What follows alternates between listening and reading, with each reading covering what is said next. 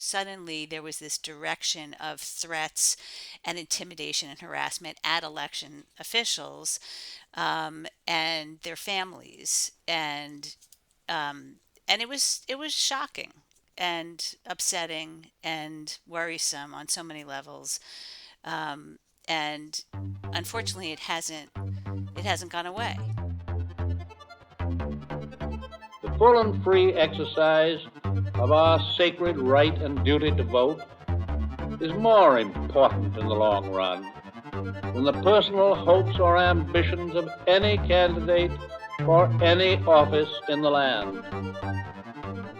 You're listening to High Turnout, Wide Margins, an insider's look at election administration hosted by Brianna Lennon and Eric Fay. Hey everyone, this is another episode of High Turnout, Wide Margins. This is Eric Fay, Director of Elections in St. Louis County with my co-host. Brianna Lennon, County Clerk in Boone County, Missouri. And today, our guest is... Kathy Boockvar. And Kathy, you are from where? I'm from Pennsylvania, and I am president of Athena Strategies. But before that, she was the Pennsylvania Secretary of State. That's correct. And one of the other things that she's doing right now, in addition to being the president of Athena Strategies, is that she's one of the founding members of the Committee for Safe and Secure Elections. And that's kind of dovetailed into work that she's done with the EI-ISAC, which was an elections infrastructure and information sharing network that was set up for cybersecurity. And she's worked on a array of different things. But before we jump into your history and all of that, can you give a little overview of the committee's work and why you think it's important that it exists and why you joined? Sure. So the Committee for Safe and Secure Elections is one of those things that we wish didn't have to exist, but unfortunately it does, and it does great work. So it's a cross-partisan, cross-sector committee made up of election officials, law enforcement officials, and both current and former of both, as well as federal agencies and other partners who touch election security in some fashion. So, we've got, for example, CISA from the Department of Homeland Security is on there. The EAC is on there. CIS, EIISAC folks have been on there, but then we also have election officials at the local and state level, as well as police officers, sheriffs, and so forth across the country. And the goal is working together to make sure that election officials and the election infrastructure and operations are safe and secure. One of the other things that's striking to me is, this committee didn't exist 5 years ago. I don't think there were very many people that really anticipated the need for it to exist about 5 years ago. And you had your own personal experiences in Pennsylvania. I wondered if you could talk a little bit about what you experienced as Secretary of State and how it kind of ties together with the work that you're doing now. Sure. Yeah, so I joined the Department of State in 2018. And so it was really right in the moment where election security was sort of, it blew up in a topic of interest kind of way. And initially, a lot of what we were talking about with election security was, mostly in the cyber realm. And it was largely focused on foreign adversaries and so forth. And the goal of making sure that our security and the strength of the walls protecting our election infrastructure was stronger than those that were trying to tear it down. But none of us were talking really at all at that point, 2018, 2019, about physical security so much, here and there, but not in any significant way. And then, I think it started becoming more of an issue really in 2020. And I think a lot of it started, frankly, I think, in the spring when we started hearing about There were the issues of the police killings, and there was, great civil unrest on the streets. And so the physical security was sort of first focused on, I think larger social issues that then would impact every component of our society, right? But it certainly also impacted concerns about the safety of voters going to vote. And of course, combined at the same time was COVID-19, right? We had had all the shutdowns. Um, Stress was incredibly high. And so we were concerned about what I'll refer to as, on the ground security and physical security, but in a larger societal way. And then as time went on with 2020, we saw, of course, disinformation just expand exponentially. And that coincided and caused anger, which then was encouraged to be taken out in ways that had, I think never really happened before. So suddenly there was this direction of threats and intimidation and harassment at election officials and their families, and it was shocking and upsetting and worrisome on so many levels. And unfortunately, it hasn't gone away, right? It's continued to go. So it's why really this that CSSE, the Committee for Safe and Secure Elections, represents such a critical effort because, for example, and I'm happy to talk about my experiences, the role of law enforcement and the partnerships between law enforcement and election officials is critical in this. And this is across the board with election security. The more cross-sector collaboration we have and the increased communication and the breaking down of silos, the safer we all are. Since this organization has been formed and it's become more robust, have you seen a change in the way law enforcement has dealt with some of the harassment of election officials and things like that? Because my impression was, at least back in 2020 when it became really thrust into the forefront, that in many ways law enforcement was kind of unprepared or didn't quite know how to react to these kind of situations. Yeah, that's a great point, Eric. Yeah, I think because it sort of blew up. By it, I mean the sort of threats to physical security, because it sort of blew up in such a unexpected way in 2020. We weren't prepared, and by we I mean any of us. And so, for example, one of the things that I found was even just knowing what branch or level of law enforcement was prepared for, responsible for, ready to handle any aspect of it. It just wasn't something that had to be determined before. So if you think about sort of my personal example, I worked in Harrisburg, which is one county. I live 2 hours away in a different county, travel through multiple counties on the way, between them. So I have a residence in my home county. I had an apartment in my work county. I have family in other states. And threats happened in all of those places. So there was a period of time where I was advised not to be driving myself and not to be in my apartment. And there were times that family members got threats. And it was kind of all new figuring out who's going to handle any of these things, right? And I will say that the law enforcement in Pennsylvania were fantastic, and I was very fortunate. I had local law enforcement who were patrolling my neighborhood. I had, county sheriff left a car in my driveway for a period of time. I had the Capitol Police were driving me when I was in Harrisburg. But not everybody was as fortunate to have that level of responsiveness, and it was so disparate, the folks that were involved, that's not that it took a lot of conversations to even get that all happening. So I think, to to your question about how it's changed, I think that it has gotten better. In part, so the federal efforts, as you know, after President Biden got into office, the Department of Justice, formed its task force to increase.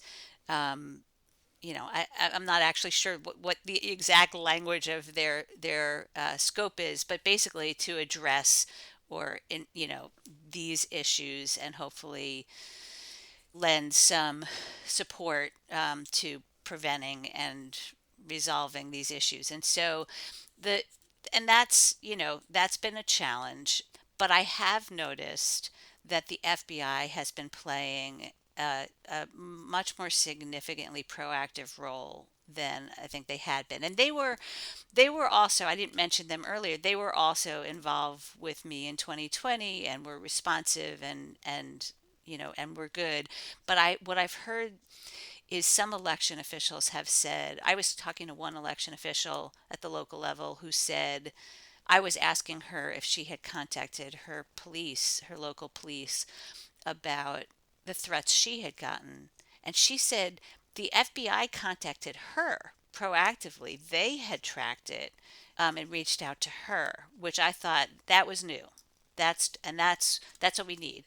But so I'm sorry that this is a bit of a windy conversation, but maybe that's reflective of the issue, right? But I want to really key in on the communication and cross-sector collaboration, because what I love about what CSSE is doing and what I think is a model that we need to be doing everywhere is really encouraging the the introduction. I'm sure you guys have done endless tabletop exercises, right, over the last couple of years, and that we did in Pennsylvania as well. Starting in 2019, I guess, and we tried to get in the room in these tabletop exercises, not just the election officials, but also the emergency management folks and the lawyers and the communications people and law enforcement.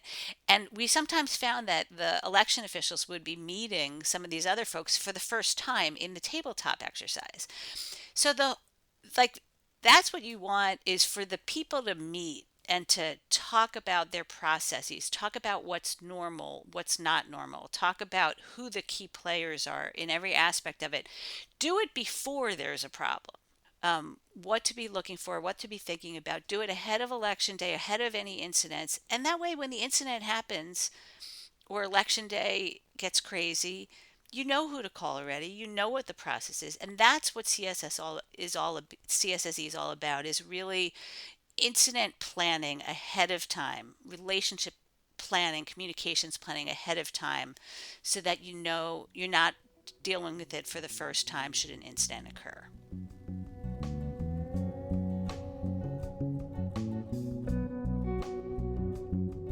Hi, I'm Brianna Lennon, County Clerk for Boone County, Missouri, and you are listening to High Turnout, Wide Margins, a podcast where we explore local election administration.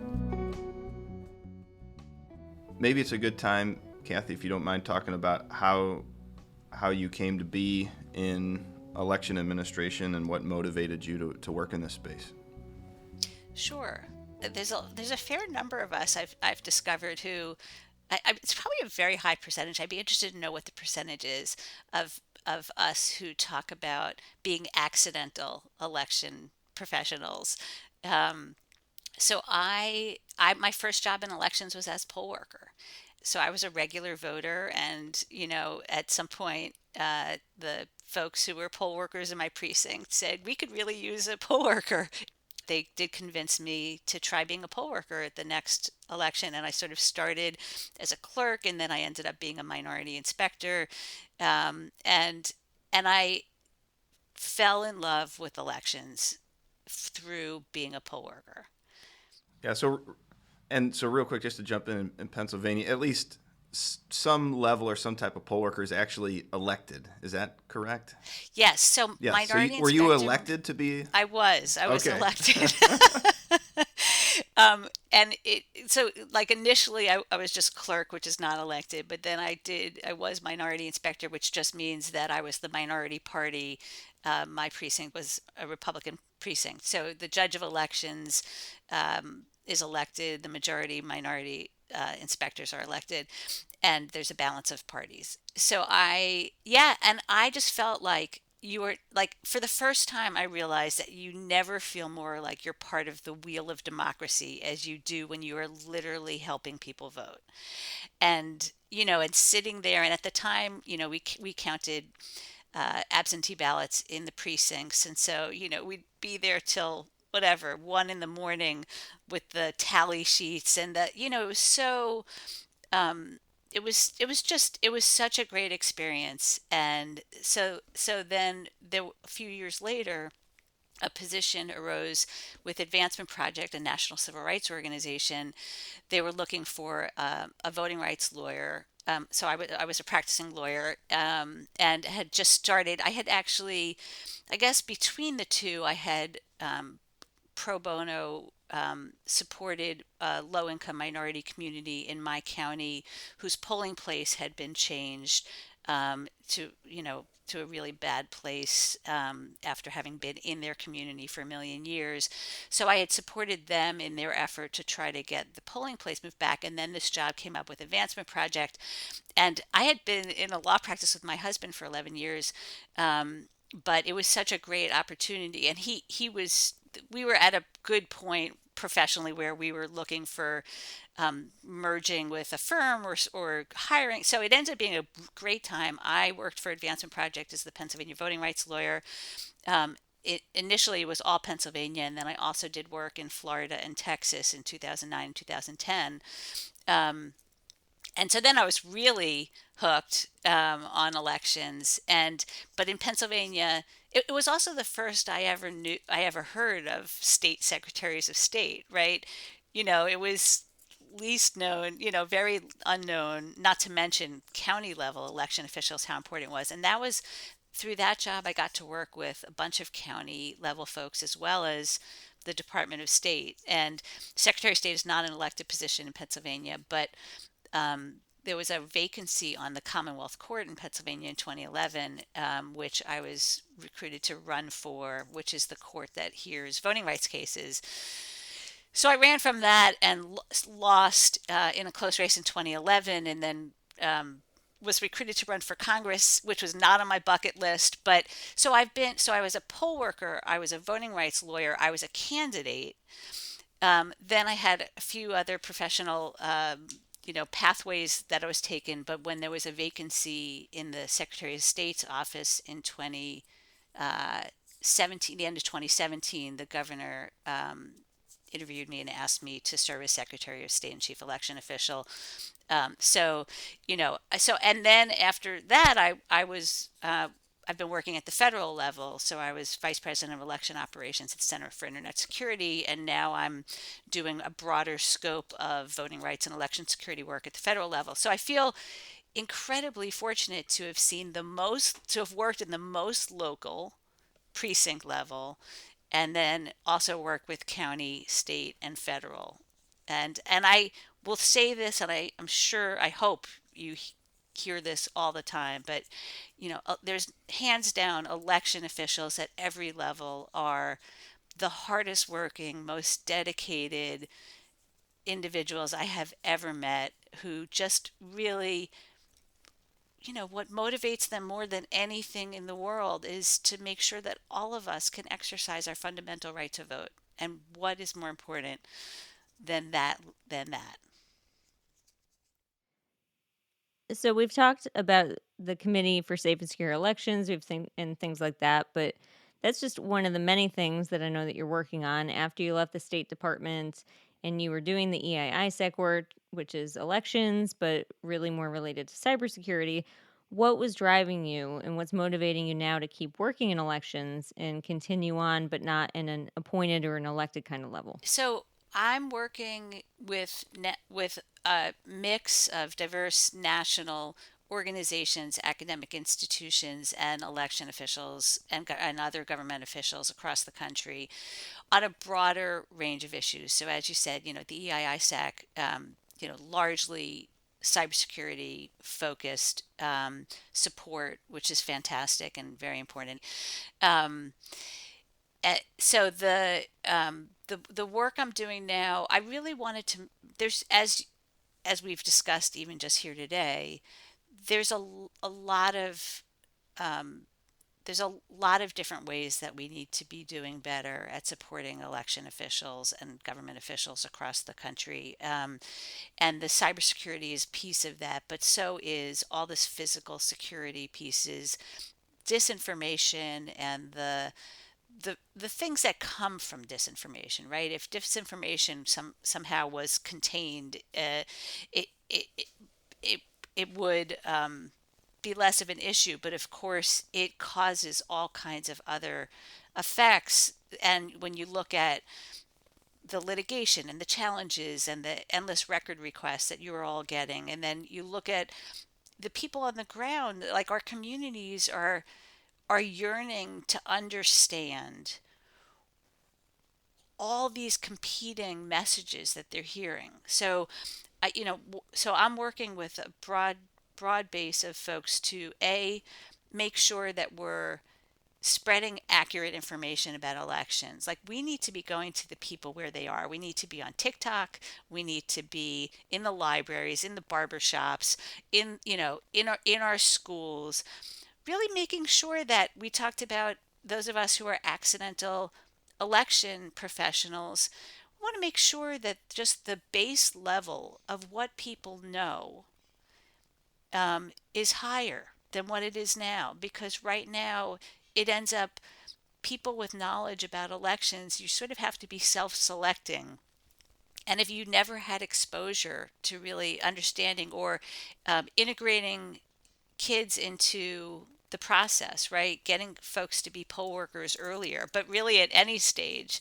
So I want to be expanding the information sharing and discourse about elections, and also then supporting a broader set of election security. So everything from risk limiting audits to physical security, like the Committee for Safe and Secure Elections. I want to make sure that we are making your job as election officials as smooth and easy and without fear and without threats as possible.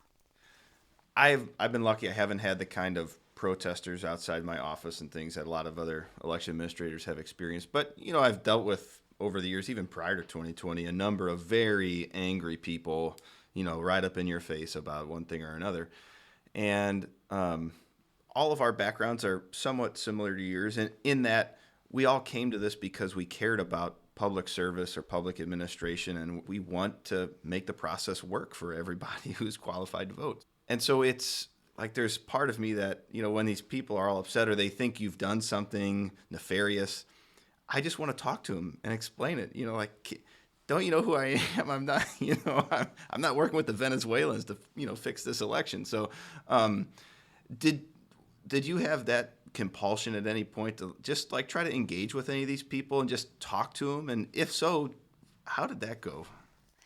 Yeah, Eric, I mean, that is a huge part of it. I mean, honestly, and it doesn't always work. So I get that. But the transparency and the answering of questions is a critical piece of this, because and again, it doesn't always work. And I know plenty of election officials who have welcomed folks in, but the questions still get asked even when they've been answered a lot of times. But I think we have to still keep doing it. We have to, and that's part of where I want more funding for election infrastructure so you can be hiring more staff and hiring all the equipment you need and hiring all the communications you need and all that. But I also want us to support you in these roles. So I want to be developing templates, really simple templates, in all forms, right? Like one pagers are great, but not everybody's going to pick up a one pager. That's why I want to be on TikTok. I want to be online. I want to make sure that we give you the support that then you can take and tailor to your own jurisdiction.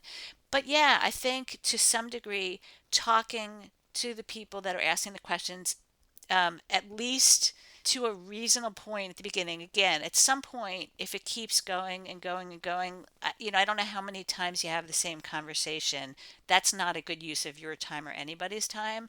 But I think when we shut the door and refuse to have the conversation, that doesn't help. That certainly doesn't help. So I would always give it a try. But again, I would love to hear from you and others across the country, like aside from funding and those kinds of things, right?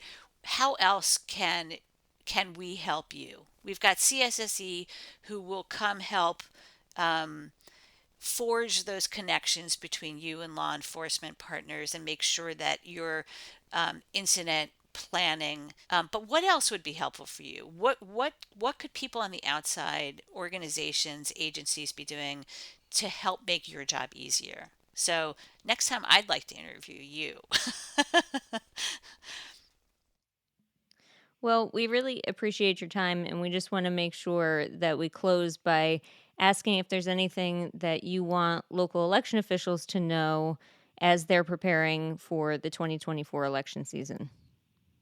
What I'd love for every election official to know is that you should now, because it's going to take some time and you don't want to wait till 2024, you should reach out to CISA, find out who your protective services advisor is, your local regional CISA person who can come to your office, identify how they think your physical security is, identify any gaps, and then they can put you in touch with other CISA resources, or you could also reach out to the EIISAC who could put you in touch, who could help you identify where are the gaps, what funding is available, what you need to do to get that funding, and then how to make those changes long before 2024. So I urge everybody to start with ask CISA who your physical security advisor is and check out the Committee for Safe and Secure Elections. Those two should be done soon to get the process started, and then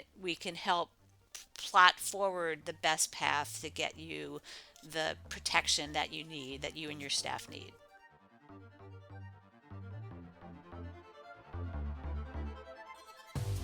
You've been listening to High Turnout, Wide Margins, a podcast that explores local election administration. I'm your host, Eric Fay, alongside Brianna Lennon. A big thanks to KBIA for making this podcast possible. Our managing editor is Rebecca Smith, our managing producer is Aaron Hay, and our associate producers are Abigail Ruman and Katie Quinn. This has been High Turnout, Wide Margins, and thanks for listening.